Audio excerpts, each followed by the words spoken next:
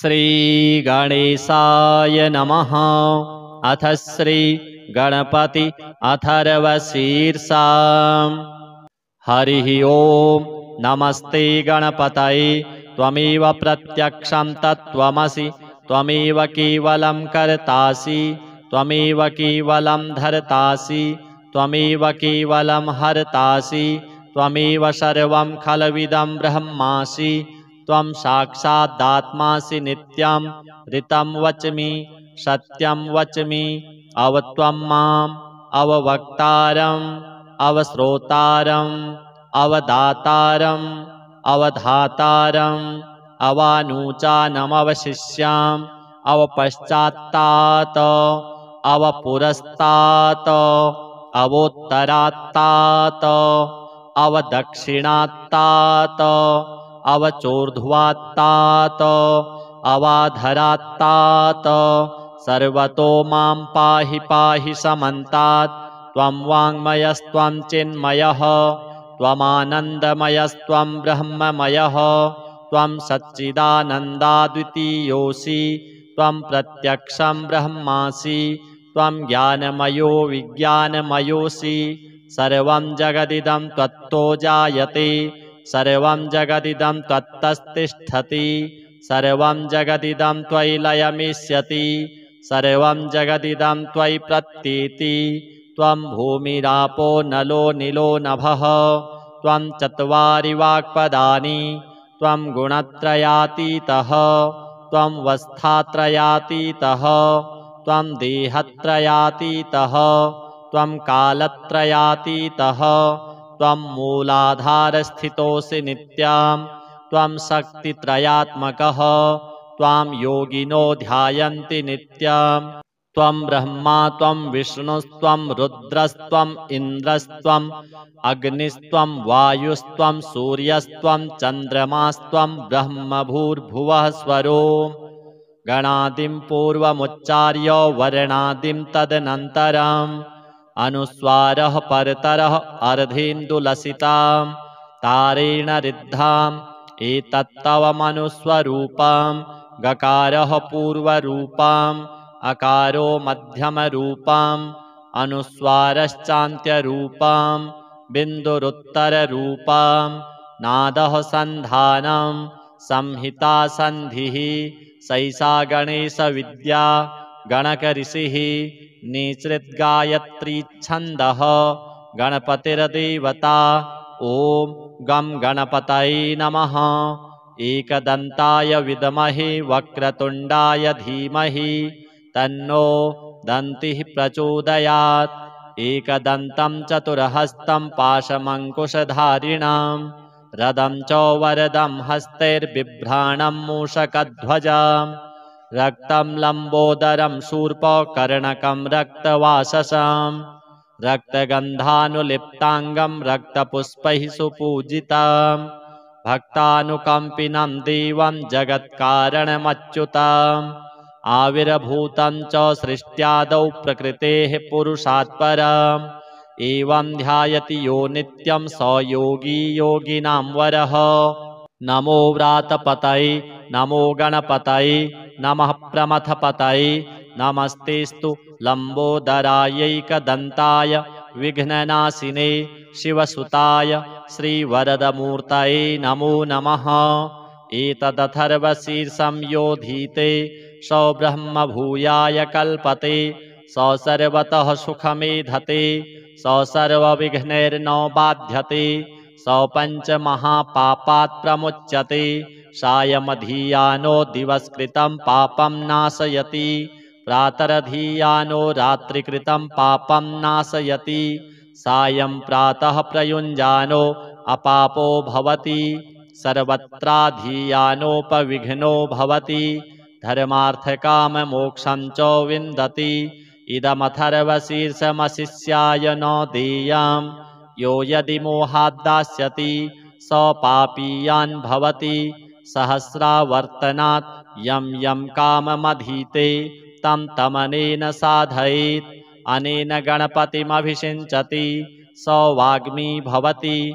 चतुर्थ्या मनश्नं जपति स विद्यावान् भवति। स स यशोवान् भवति इत्यथर्वणवाक्यं ब्रह्माद्यावरणं विद्यात् न बिभेति कदाचनेति यो दूर्वाङ्कुरैर्यजति स वैश्रवणोपमो भवति यो लाजैर्यजति स यशोवान् भवति स मेधावान् भवति यो मोदकसहस्रेण यजति स वाञ्छितफलमवाप्नोति यः साज्यसमिद्भिर्यजति स सर्वं लभते स सर्वं लभते अष्टौ ब्राह्मणान् सम्यग्राहयित्वा सूर्यवर्चस्वी भवति सूर्यग्रहे महानद्यां प्रतिमासन्निधौ वा जप्त्वा सिद्धमन्त्रो भवति महाविघ्नात् प्रमुच्यते महादोषात् प्रमुच्यते महापापात् प्रमुच्यते स सर्वविद् भवति स सर्वविद् भवति य एवं वेद इत्युपनिषत्। हरिः ओम नमस्ते गणपतये त्वमेव प्रत्यक्षं तत्त्वमसि त्वमेव केवलं कर्तासि त्वमेव केवलं धर्तासि त्वमेव केवलं हर्तासि त्वमेव सर्वं खलविदं ब्रह्मासि त्वं साक्षादात्मासि नित्यं ऋतं वच्मि सत्यं वच्मि अवत्वं माम् अववक्तारम् अवश्रोतारम् अवदातारम् अवधातारम् अवानूचानमवशिष्याम् अवपश्चात्तात् अवपुरस्तात् अवोत्तरात्तात् अवदक्षिणात्तात् अवचोर्ध्वात्तात् अवाधरात्तात् सर्वतो मां पाहि पाहि समन्तात् त्वं वाङ्मयस्त्वं चिन्मयः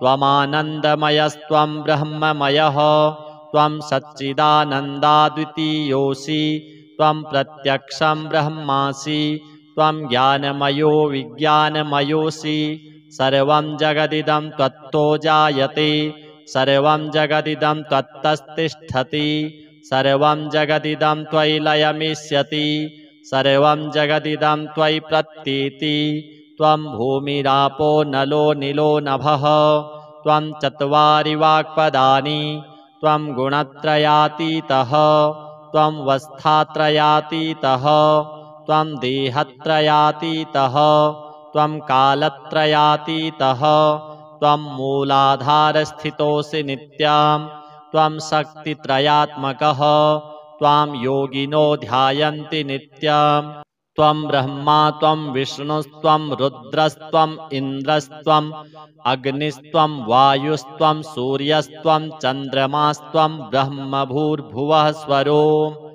गणादिं पूर्वमुच्चार्य वर्णादिं तदनन्तरम् अनुस्वारः परतरः अर्धेन्दुलसितां तारेण रिद्धाम् एतत्तव मनुस्वरूपं गकारः पूर्वरूपम् अकारो मध्यमरूपम् अनुस्वारश्चान्त्यरूपम् बिन्दुरुत्तररूपम् नादः सन्धानं संहिता सन्धिः सैषा गणेशविद्या गणकऋषिः निसृद्गायत्रीच्छन्दः गणपतिर्देवता ॐ गं गणपतये नमः।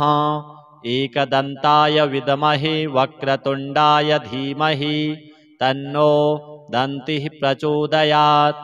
एकदन्तं चतुर्हस्तं पाशमङ्कुशधारिणं रदं च वरदं हस्तैर्बिभ्राणं मूषकध्वजं रक्तं लम्बोदरं शूर्पकर्णकं रक्तवाससं रक्तगन्धानुलिप्ताङ्गं रक्तपुष्पैः सुपूजितं भक्तानुकम्पिनं देवं जगत्कारणमच्युतम् आविर्भूतं च सृष्ट्यादौ प्रकृतेः पुरुषात् परम् एवं ध्यायति यो नित्यं स योगी योगिनां वरः।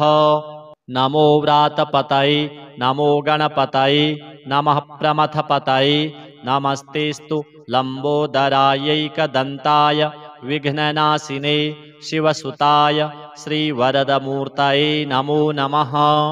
एतदथर्वशीर्षं योधीते स ब्रह्मभूयाय कल्पते स सर्वतः सुखमेधते स सर्वविघ्नैर्न बाध्यते स पञ्चमहापापात् प्रमुच्यते सायमधीयानो दिवसकृतं पापं नाशयति प्रातरधीयानो रात्रिकृतं पापं नाशयति सायं प्रातः प्रयुञ्जानो अपापो भवति सर्वत्राधीयानोपविघ्नो भवति धर्मार्थकाममोक्षं च विन्दति इदमथर्वशीर्षमशिष्याय न देयं यो यदि मोहाद्दास्यति स पापीयान् भवति सहस्रावर्तनात् यं यं काममधीते तं तमनेन साधयेत् अनेन गणपतिमभिषिञ्चति स वाग्मी भवति चतुर्थ्यामनश्नं जपति स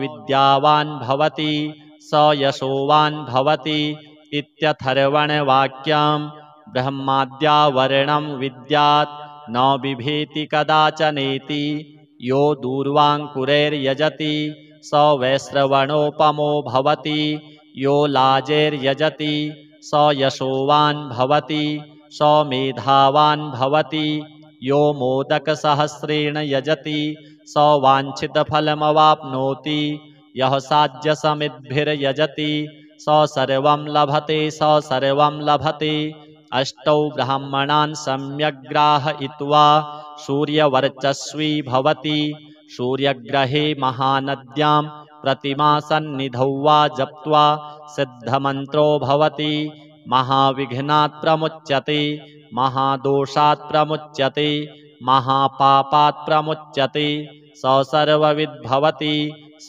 सर्वविद् भवति य एवं वेद इत्युपनिषत्। हरिः ओम नमस्ते गणपतये त्वमेव प्रत्यक्षं तत्त्वमसि त्वमेव केवलं कर्तासि त्वमेव केवलं धर्तासि त्वमेव केवलं हर्तासि त्वमेव सर्वं खलविदं ब्रह्मासि त्वं साक्षादात्मासि नित्यं ऋतं वच्मि सत्यं वच्मि अवत्वं माम् अववक्तारम् अवश्रोतारम् अवदातारम् अवधातारम् अवानूचानमवशिष्याम् अवपश्चात्तात् अवपुरस्तात् अवोत्तरात्तात् अवदक्षिणात्तात् अवचोर्ध्वात्तात् अवाधरात्तात् सर्वतो मां पाहि पाहि समन्तात् त्वं वाङ्मयस्त्वं चिन्मयः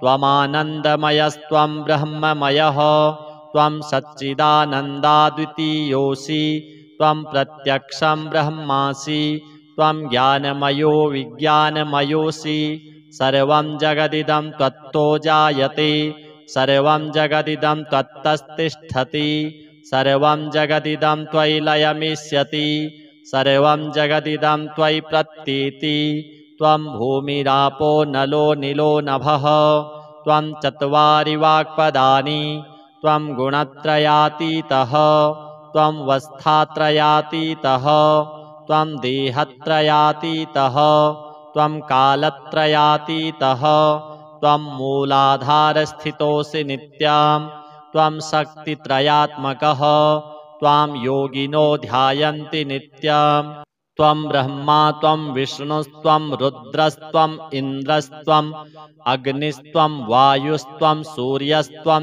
चन्द्रमास्त्वं ब्रह्मभूर्भुवः स्वरो गणादिं पूर्वमुच्चार्य वर्णादिं तदनन्तरम् अनुस्वारः परतरः अर्धेन्दुलसितां तारेण रिद्धाम् एतत्तवमनुस्वरूपं गकारः पूर्वरूपम् अकारो मध्यमरूपम् अनुस्वारश्चान्त्यरूपं बिन्दुरुत्तररूपं नादः सन्धानं संहिता सन्धिः सैषा गणेशविद्या गणकऋषिः निसृद्गायत्रीच्छन्दः गणपतिर्देवता ॐ गं गणपतये नमः।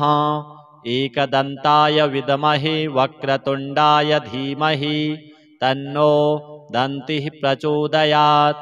एकदन्तं चतुर्हस्तं पाशमङ्कुशधारिणां रदं च वरदं हस्तैर्बिभ्राणं मूषकध्वजां रक्तं लम्बोदरं शूर्पकर्णकं रक्तवाससां रक्तगन्धानुलिप्ताङ्गं रक्तपुष्पैः सुपूजितां भक्तानुकम्पिनं देवं जगत्कारणमच्युताम् आविर्भूतं च सृष्ट्यादौ प्रकृतेः पुरुषात् परम् एवं ध्यायति यो नित्यं स योगी योगिनां वरः। नमो व्रातपतये नमो गणपतये नमः प्रमथपतये नमस्तेस्तु लम्बोदरायैकदन्ताय विघ्ननाशिने शिवसुताय श्रीवरदमूर्तये नमो नमः।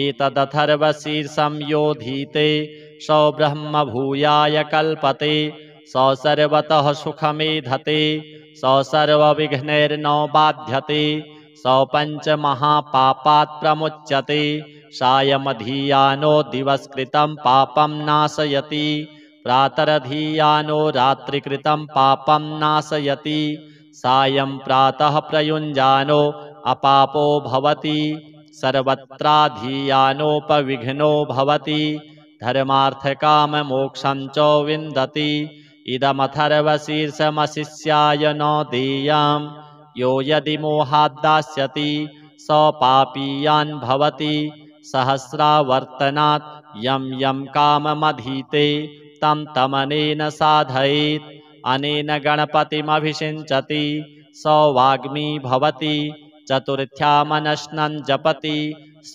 विद्यावान् भवति स यशोवान् भवति इत्यथर्वणवाक्यं ब्रह्माद्यावर्णं विद्यात् न बिभेति कदाचनेति यो दूर्वाङ्कुरैर्यजति स वैश्रवणोपमो भवति यो लाजैर्यजति स यशोवान् भवति स मेधावान् भवति यो मोदकसहस्रेण यजति स वाञ्छितफलमवाप्नोति यः साध्यसमिद्भिर्यजति स सर्वं लभते स सर्वं लभते अष्टौ ब्राह्मणान् सम्यग्राहयित्वा सूर्यवर्चस्वी भवति सूर्यग्रहे महानद्यां प्रतिमासन्निधौ वा जप्त्वा सिद्धमन्त्रो भवति महाविघ्नात् प्रमुच्यते महादोषात् प्रमुच्यते महापापात् प्रमुच्यते स सर्वविद्भवति स सर्वविद्भवति य एवं वेद इत्युपनिषत्। हरिः ओं नमस्ते गणपतये त्वमेव प्रत्यक्षं तत्त्वमसि त्वमेव केवलं कर्तासि त्वमेव केवलं धर्तासि त्वमेव केवलं हर्तासि त्वमेव सर्वं खलविदं ब्रह्मासि त्वं साक्षादात्मासि नित्यं ऋतं वच्मि सत्यं वच्मि अवत्वं माम् अववक्तारम् अवश्रोतारम् अवदातारम् अवधातारम् अवानूचानमवशिष्याम् अवपश्चात्तात् अवपुरस्तात् अवोत्तरात्तात् अवदक्षिणात्तात् अवचोर्ध्वात्तात् अवाधरात्तात् सर्वतो मां पाहि पाहि समन्तात् त्वं वाङ्मयस्त्वं चिन्मयः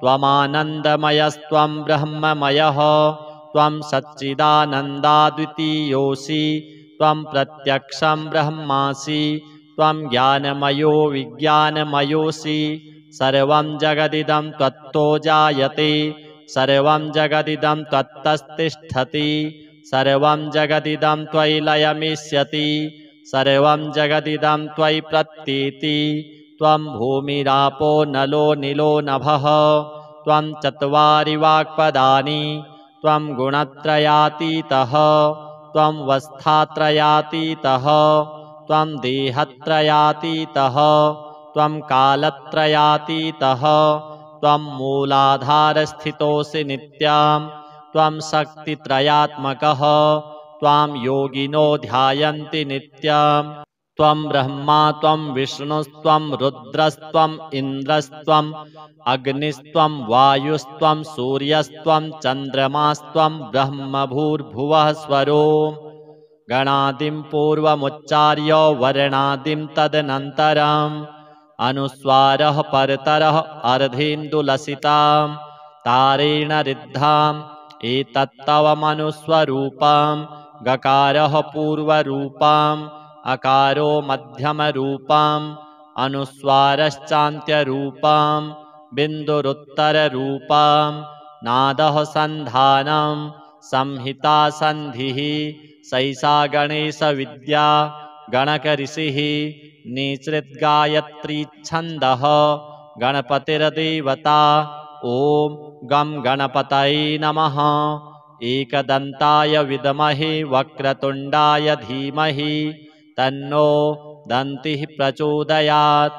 एकदन्तं चतुर्हस्तं पाशमङ्कुशधारिणां रदं च वरदं हस्तैर्बिभ्राणं मूषकध्वजम् रक्तं लम्बोदरं शूर्पकर्णकं रक्तवाससं रक्तगन्धानुलिप्ताङ्गं रक्तपुष्पैः सुपूजितं भक्तानुकम्पिनं देवं जगत्कारणमच्युतम् आविर्भूतं च सृष्ट्यादौ प्रकृतेः पुरुषात् परम् एवं ध्यायति यो नित्यं स योगी योगिनां वरः।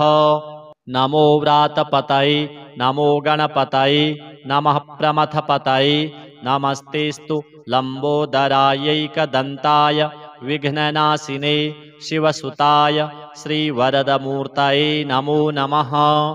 एतदथर्वशीर्षं योधीते स ब्रह्मभूयाय कल्पते स सर्वतः सुखमेधते स सर्वविघ्नैर्न बाध्यते स पञ्चमहापापात् प्रमुच्यते सायमधीयानो दिवसकृतं पापं नाशयति प्रातरधीयानो रात्रिकृतं पापं नाशयति सायं प्रातः प्रयुञ्जानो अपापो भवति सर्वत्राधीयानोपविघ्नो भवति धर्मार्थकाममोक्षं च विन्दति। इदमथर्वशीर्षमशिष्याय न देयं यो यदि मोहाद्दास्यति स पापीयान् भवति सहस्रावर्तनात् यं यं काममधीते तं तमनेन साधयेत् अनेन गणपतिमभिषिञ्चति स वाग्मी भवति चतुर्थ्यामनश्नं जपति स विद्यावान् भवति स यशोवान् भवति इत्यथर्वणवाक्यं ब्रह्माद्यावरणं विद्यात् न बिभेति कदाचनेति यो दूर्वाङ्कुरैर्यजति स वैश्रवणोपमो भवति यो लाजैर्यजति स यशोवान् भवति स मेधावान् भवति यो मोदकसहस्रेण यजति स वाञ्छितफलमवाप्नोति यः साध्यसमिद्भिर्यजति स सर्वं लभते स सर्वं लभते। अष्टौ ब्राह्मणान् सम्यग्राहयित्वा सूर्यवर्चस्वी भवति सूर्यग्रहे महानद्यां प्रतिमासन्निधौ वा जप्त्वा सिद्धमन्त्रो भवति महाविघ्नात् प्रमुच्यते महादोषात् प्रमुच्यते महापापात् प्रमुच्यते स सर्वविद् भवति स सर्वविद् भवति य एवं वेद इत्युपनिषत्। हरिः ओम नमस्ते गणपतये त्वमेव प्रत्यक्षं तत्त्वमसि त्वमेव केवलं कर्तासि त्वमेव केवलं धर्तासि त्वमेव केवलं हर्तासि त्वमेव सर्वं खलविदं ब्रह्मासि त्वं साक्षादात्मासि नित्यं ऋतं वच्मि सत्यं वच्मि अवत्वं माम् अववक्तारम् अवश्रोतारम् अवदातारम् अवधातारम् अवानूचानमवशिष्याम् अवपश्चात्तात् अवपुरस्तात् अवोत्तरात्तात् अवदक्षिणात्तात् अवचोर्ध्वात्तात् अवाधरात्तात् सर्वतो मां पाहि पाहि समन्तात् त्वं वाङ्मयस्त्वं चिन्मयः त्वमानन्दमयस्त्वं ब्रह्ममयः त्वं सच्चिदानन्दाद्वितीयोऽसि त्वं प्रत्यक्षं ब्रह्मासि त्वं ज्ञानमयो विज्ञानमयोऽसि सर्वं जगदिदं त्वत्तो जायते सर्वं जगदिदं त्वत्तस्तिष्ठति सर्वं जगदिदं त्वयि लयमिष्यति सर्वं जगदिदं त्वयि प्रत्येति त्वं भूमिरापो नलो निलो नभः त्वं चत्वारि वाक्पदानि त्वं गुणत्रयातीतः त्वं वस्थात्रयातीतः त्वं देहत्रयातीतः त्वं कालत्रयातीतः त्वं मूलाधारस्थितोऽसि नित्यं त्वं शक्तित्रयात्मकः त्वां योगिनो ध्यायन्ति नित्यं त्वं ब्रह्मा त्वं विष्णुस्त्वं रुद्रस्त्वम् इन्द्रस्त्वम् अग्निस्त्वं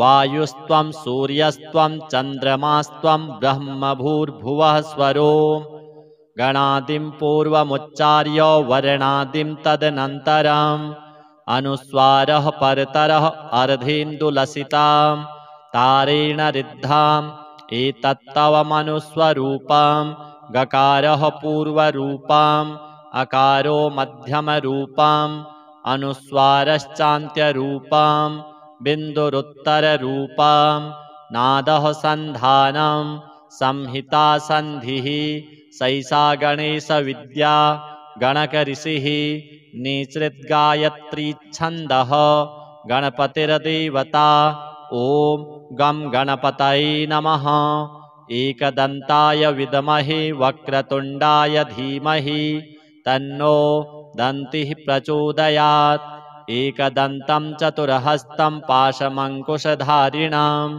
रदं च वरदं हस्तैर्बिभ्राणं मूषकध्वजं रक्तं लम्बोदरं शूर्पकर्णकं रक्तवाससं रक्तगन्धानुलिप्ताङ्गं रक्तपुष्पैः सुपूजितं भक्तानुकम्पिनं देवं जगत्कारणमच्युतम् आविर्भूतं च सृष्ट्यादौ प्रकृतेः पुरुषात् परम् एवं ध्यायति यो नित्यं स योगी योगिनां वरः नमो व्रातपतये नमो गणपतये नमः प्रमथपतये नमस्तेस्तु लम्बोदरायैकदन्ताय विघ्ननाशिने शिवसुताय श्रीवरदमूर्तये नमो नमः एतदथर्वशीर्षं योधीते स ब्रह्मभूयाय कल्पते स सर्वतः सुखमेधते स सर्वविघ्नैर्न बाध्यते स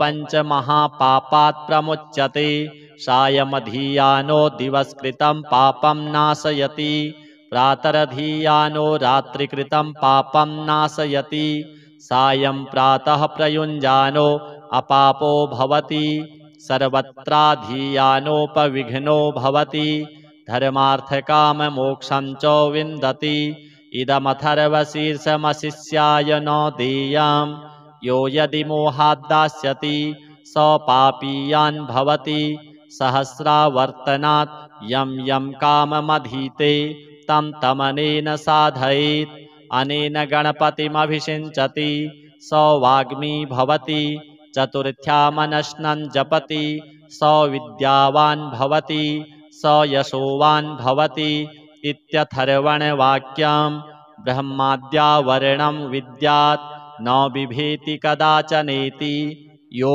दूर्वाङ्कुरैर्यजति स वैश्रवणोपमो भवति यो लाजैर्यजति स यशोवान् भवति स मेधावान् भवति यो मोदकसहस्रेण यजति स वाञ्छितफलमवाप्नोति यः साध्यसमिद्भिर्यजति स सर्वं लभते स सर्वं लभते अष्टौ ब्राह्मणान् सम्यग्राहयित्वा सूर्यवर्चस्वी भवति सूर्यग्रहे महानद्यां प्रतिमासन्निधौ वा जप्त्वा सिद्धमन्त्रो भवति महाविघ्नात् प्रमुच्यते महादोषात् प्रमुच्यते महापापात् प्रमुच्यते स सर्वविद्भवति स सर्वविद्भवति य एवं वेद इत्युपनिषत्।